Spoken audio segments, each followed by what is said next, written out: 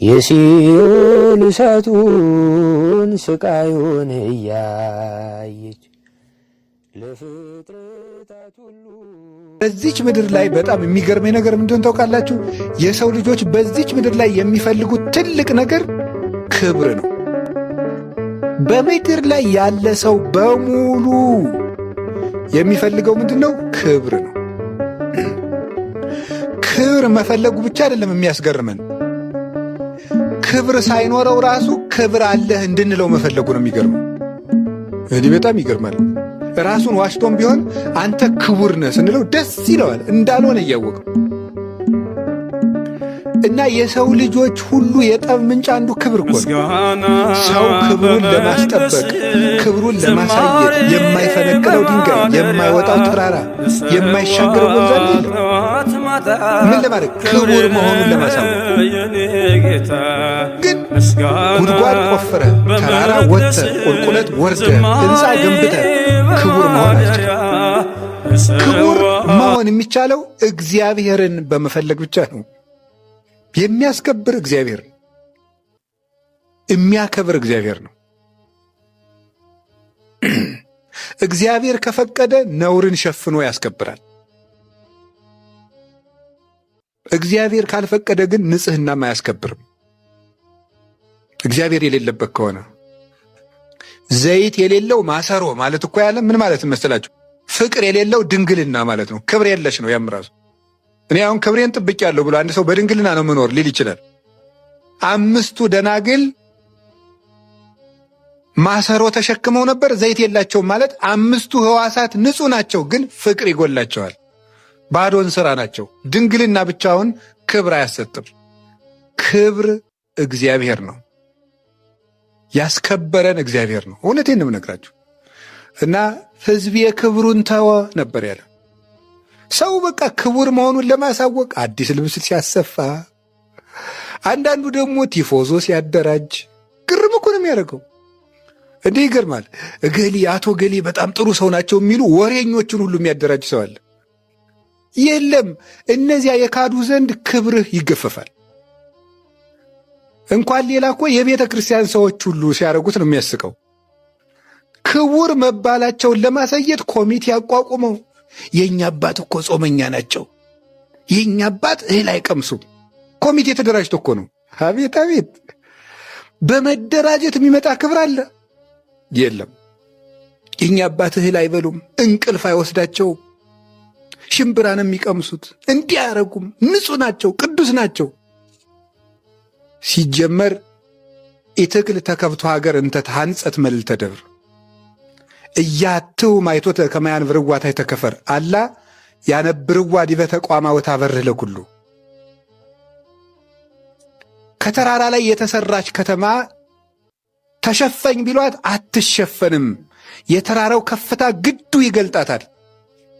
ልዕልና ያለው ሰው ጋርዶ የሚያስቀረው የለም። ተናገሩልኝ አይልም።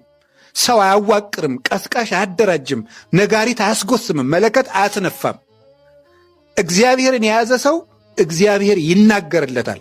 አብ ወልድ ወመንፈስ ቅዱስ ስም አይከውኑ። አብ ወልድ መንፈስ ቅዱስ ምስክር ይሆናሉ። ለማን? ለዚህ ሰው። በምን ይመሰክሩለታል? በክብር በግብር ይመሰክሩለታል። የእግዚአብሔር ሰው ምስክሩ እግዚአብሔር እንጂ ሰው አይደለም። የእግዚአብሔር ሰው ምስክሩ እግዚአብሔር ነው። እና ክብር እግዚአብሔርን ትቶ ሰው ከሰው ምስጋና በፈለገ ጊዜ እግዚአብሔር እሱን ማክበርን ይተዋል። ነኪር ይወድስከ ወአኮ አፉከ፣ ባዕድ ያመስግንህ እንጂ አንተ ራስህን አታመስግን።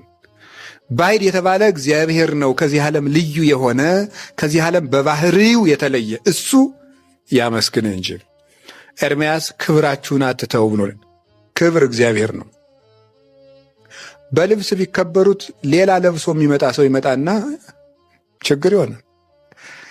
አሁን ገበያ ላይ ያለውን ዋና ልብስ ብናሰፋ ከዚያ የበለጠ ፋብሪካው ያመጣና ደግሞ ሌላ ሀብታም ያንገስቶ አሳፍሮን ቁጭ ይላል። ምንም በእውቀቱ የሚከበር ሰው ጥሩ አድርጎ ተናግሮ የሚወደድ ሰው ካለ የማይናገርበት እርጅና ይመጣ ጆጆ የሚልበት የዚያን ጊዜ የሚሰማው የለም። አፍህ ይለፈልፍ ሳለ ትንሽ ያከብራል። ቅዱስ ዳዊት ለዚህ ነው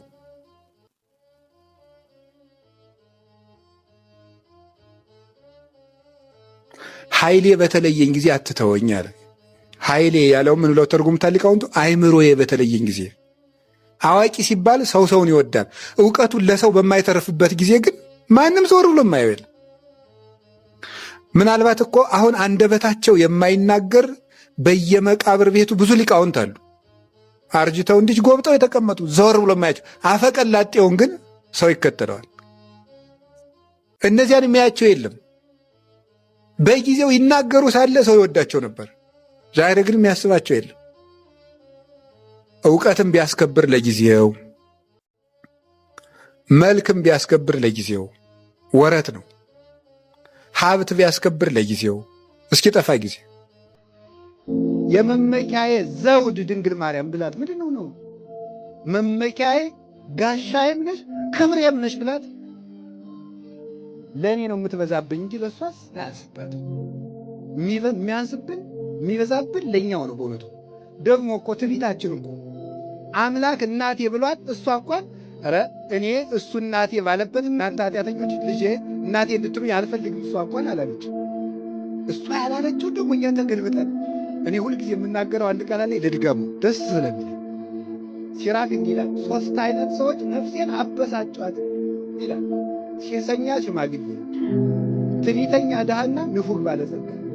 በጣም ንፉግ ባለጸጋ፣ ሴሰኛ ሽማግሌ። እንደው ወጣቱም አልተፈቀደለትም ቢያንስ ስጋዋሽ ነው። አሁን ሽማግሌው ምን ብለህ ነው አልፈማቅቀም ይሄ እንደዚህ ትዕቢተኛ ድሃ ደግሞ የለውም ደግሞ ትዕቢት ነው እንዳወራ ዶሮ ያለ ማለት እንዲሁ እኮ የሌለውን የሌለን አታውቀው። ወዴት ነው እንደው ሰው ሄዶ እኔና ድንግል ማርያም እኩል ነን ሊል የሚችለው? የለም። ኮከብ ይሄ እስክ ኮከብ ከኮከብ ይበልጣል። አንዱ ከአንዱ ይበልጣል። እንኳን ከድንግል ማርያም እኛም እንኳን እኔ ከገሌ ጋር እኩል ነኝ ማለት ይህ ክርስቲያናዊነት ነው። ይህ ወንጌላዊነት ነው። ይህ መጽሐፍ ቅዱሳዊነት ነው። እንዲያውም ምንድን ነው ያለው ጌታችን ኢየሱስ ክርስቶስ?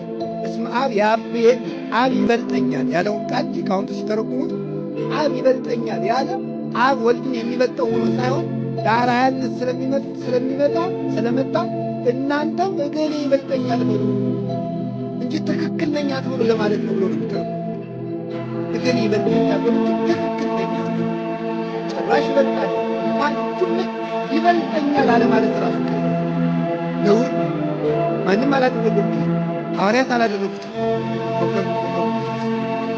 ሰው ሰማይ እኛ የምናውቀው ሰማይ ፀሐይ ያለው ጨረቃ ያለው ኮከብ ያለው፣ እኛ የምናውቀው የክርስቶስ ዓለም ክርስቶስ ያለው ማርያምም ያለችው ይህ ግን ባዶ ቀፎ ነው፣ ጨለማ ብርሃን ያልተሳለበት ሰማይ ውሃ ብቻ የሆነ ሐኖስ ብቻ የተሸከመ። እንዲያው ሊቃውንት እንደሚሉት ይሄ ሐኖስ የሚባለው ውሃ እግዚአብሔር የቁጣው ምሳሌ ነው። የቁጣው ምሳሌ ነው።